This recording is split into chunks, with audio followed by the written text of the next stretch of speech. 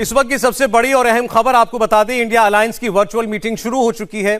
इस मीटिंग में ममता बनर्जी शामिल नहीं हुई हैं और ना ही उद्धव ठाकरे जुड़ रहे हैं इस बैठक में। अरविंद केजरीवाल इस वर्चुअल बैठक में लेकिन शामिल हो रहे हैं। 14 पार्टियों के नेता बैठक में मौजूद हैं। इस बैठक में माना जा रहा है कि जिन राज्यों में सीट शेयरिंग को लेकर के अभी भी कहीं कोई गाड़ी रुकी हुई है तो उस पर बात होगी। इसके अलावा संयोजक के नाम पर भी चर्चा हो सकती है। ये इस मीटिंग के अहम एजेंडे हो सकते हैं, लेकिन दो बड़े नामों का इस बैठक में न जाना वो साफ इशारा कर रहा है कि गठबंधन में सब कुछ ठीक नहीं है। मोदी हराओ मोर्चा बना है और अलायंस के नेता बीजेपी से लड़ने की बजाय एक दूसरे से लड़ने में लगे हैं। 2024 के चुनाव से पहले ये इंडिया अलायंस बिखरने जा रहा है, ऐसे संकेत मिलने लगे हैं। देश में सबसे ज्यादा 80 सीटों वाले उत्तर प्रदेश में भी अलायंस बचेगा, इसके आसार कम दिखाई दे रहे हैं। यूपी में सीट शेयरिंग का झगड़ा बढ़ गया है। कांग्रेस पार्टी अब 40 सीटों की डिमांड कर रही है, मतलब आधी सीटों की, लेकिन अखिलेश यादव 15 से ज्यादा सीटें कांग्रेस के लिए छोड़ने के लिए तैयार नहीं है। समाजवादी पार्टी के रुख को देखते हुए कांग्रेस अब बसपा के साथ नजदीकियां बढ़ाने में लगी है और खबर है कि कांग्रेस पार्टी के नेताओं की मायावती के साथ बातचीत काफी आगे बढ़ चुकी है। कांग्रेस बार बार समाजवादी पार्टी से डिमांड कर रही है कि गठबंधन में बसपा को भी शामिल किया जाए, लेकिन समाजवादी पार्टी बीएसपी के नाम पर राजी नहीं है।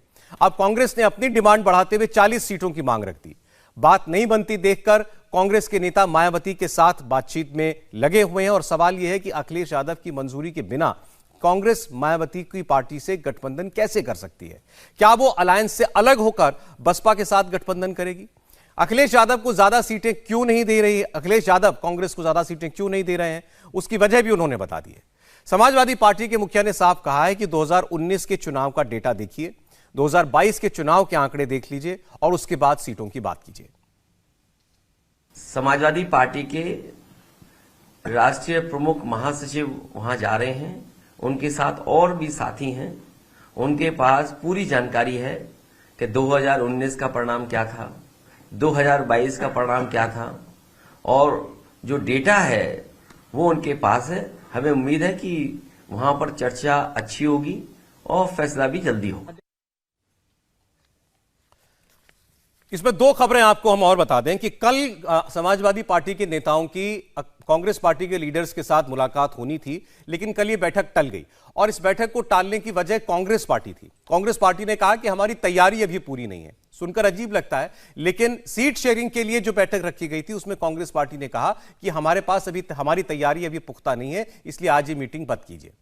दूसरी खबर यह है कि अखिलेश यादव अब अपने सहयोगी साथियों से, चाहे वो कांग्रेस पार्टी हो या आरएलडी के जयंत चौधरी हो, सिर्फ इतना नहीं पूछ रहे हैं कि आपको कौन कौन सी सीटें चाहिए या आपकी मांग किन किन सीटों पर है, वो ये भी पूछ रहे हैं कि जो सीटें आप हमसे मांगते हैं उन पर आप उतारेंगे किसको। यानी कैंडिडेट के नाम भी अखिलेश यादव पूछ रहे हैं। उनको लगता है कि हम सीटें दे दें और इन दलों की तैयारी अगर इतनी भी ना हो कि उनको उम्मीदवार मिल पाए अच्छा लड़ाने के लिए, तो कोई फायदा नहीं है इस समझौते का।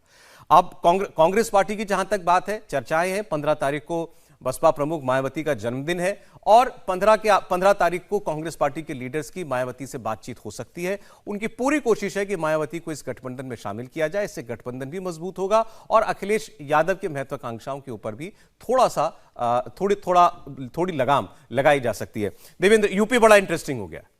और बिल्कुल सौरभ, और जिस कैंडिडेट के बारे में आपने कहा, अखिलेश यादव ने शायद वो अमित शाह की जो स्ट्रेटजी रहती है, जैसे अमित शाह उत्तर प्रदेश में गठबंधन को जब सीटें देते हैं तो उसमें से ये पूछते भी हैं कि आपकी इस सीट पे कौन कैंडिडेट होगा, और उस लिहाज से शायद अखिलेश यादव भी इस फॉर्मूले को अपना रहे हैं कि वो न सिर्फ सीटें बल्कि कैंडिडेट्स के बारे में जानना चाह रहे हैं। लेकिन समझा जा सकता है कि कांग्रेस पार्टी के लिहाज से अगर बात करें तो उनके लिए समाजवादी पार्टी से ज़्यादा मुफीद स्थिति बसपा के साथ जाना इस लिहाज से रहेगा कि बसपा सीटें ज़्यादा ऑफर करेगी। अखिलेश यादव ने जो एक सख्त रवैया अख्तियार कर रखा है, वहाँ पर सीटों को लेकर निश्चित तौर पे कांग्रेस पार्टी जो महत्वाकांक्षाएं हैं कि उत्तर प्रदेश में अपने आप को मजबूत किया जाए, उस लिहाज से उसके हिसाब से नहीं है, उस पैमाने पे नहीं है। हालांकि कांग्रेस पार्टी का उत्तर प्रदेश में कुछ वैसा है नहीं।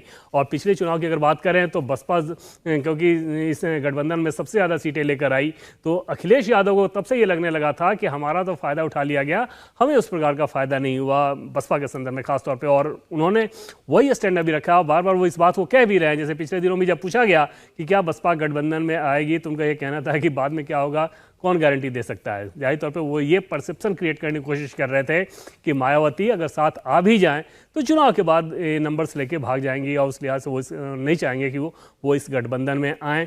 बीजेपी के लिहाज से सौरभ बात करें तो निश्चित तौर पे ये बहुत मुफीद स्थिति होगी उनके लिहाज से अगर ट्रायंगुलर फाइट होता है तो। तीनों अगर एक साथ आ जाएं, सपा, बसपा और कांग्रेस, तो पिछले चुनाव जैसी स्थिति होगी, वहाँ पर कुछ सीटों का फर्क पड़ेगा। ट्रायंगुलर फाइट होती है तो कई ऐसी सीटें हैं जो कि ट्रायंगुलर फाइट में बहुत आसानी से निकलने वाली होती हैं बीजेपी के लिहाज से, जो कि पिछले चुनाव में बीजेपी हारी थी। वो इस बात को लेकर निश्चित तौर पर निश्चिंत होना चाहेगी कि ट्रायंगुलर फाइट रहे। मायावती की बात करें तो अब जन्मदिन पे ही उनका पत्ता खुलने वाला है, लेकिन उनके लिए भी ये आसान रहेगा अगर कांग्रेस पार्टी के साथ किसी प्रकार के गठबंधन में वो जाती हैं तो। लेकिन अगर अखिलेश यादव की बात करें, ये बात सही है जैसा आपने बयान याद दिलाया कि उन्होंने कहा था कि चुनाव के बाद की गारंटी कौन लेगा मायावती जी की, लेकिन उसके बाद ऐसा लगता है कि उन्होंने भी अपना रुख कुछ टोन डाउन किया है मायावती को लेकर। अभी अपने पार्टी के पदाधिकारियों विधायकों के साथ जो उन्होंने बैठक की 2 दिन लगातार, उसमें उन्होंने कहा कि मैं बड़ा सम्मान करता हूं मायावती जी का और आप में से कोई व्यक्ति ऐसा कोई बयान न दे जिससे उनके सम्मान में कहीं कोई ठेस पहुंचे। तो ऐसा लग रहा है कि शायद उनको भी अब ये दिखाई देने लगा है कि ये पॉसिबिलिटी बन सकती है, कांग्रेस का बहुत दबाव है कि मायावती गठबंधन में आ जाए। वो पोस्टरिंग से ज़्यादा सौरभ बहुत कुछ नहीं रहेगा। वो बिल्कुल ये नहीं चाहेंगे कि मायावती साथ आ जाए, और जैसा कि शुरू से हम लोग इस बात को कह रहे हैं कि जो एंटी बीजेपी वोट है, ख़ासतौर पे जो माइनॉरिटी वोट है, उसके अंदर कैसा मैसेज जा रहा है वो ये दल बहुत उसकी चिंता करते हैं। जैसे उनमें ये तो नहीं जा रहा है कि हाँ आप इनडायरेक्टली बीजेपी की मदद करते नजर आ रहे हैं, इनडायरेक्टली बीजेपी के पक्ष में कुछ ऐसा सीन क्रिएट करना चाह रहे हैं, तो उससे भी ये बचते हैं। और उस लिहाज चाहे ममता बनर्जी हो, अखिलेश यादव हो, नीतीश कुमार हो, इन सभी दलों की अगर बात करें तो वो इसका बहुत ज़्यादा ध्यान रखते हैं। अखिलेश यादव भी शायद जो उन्होंने कॉशस होकर आगे जो डायरेक्शन दिया वो इसी लिहाज से रहा होगा। अन्यथा आपने मायावती को लेके पिछले दिनों जिस प्रकार से पब्लिकली उन्होंने जो कुछ कहा, उससे तो ये सीधे समझ में आ रहा था ना कि आप लोकसभा चुनाव के बाद जिन चीज़ों को जैसे देख रहे थे वैसे ही देखने का नज़रिया अभी भी है। उसके पीछे वजह भी है कि मायावती भी इस दरमियान कुछ भी अपोजिशन के लिए वैसा कुछ करते नजर नहीं आई, बीजेपी के खिलाफ उस तरह से प्रदर्शन करते नजर नहीं आई, कुछ वैसा माहौल बनाते नजर नहीं आई। समय समय पे बस उन्होंने कुछ बयान दे दिए, चाहे वीडियो बयान हो या फिर ट्विटर के मार्फत हो।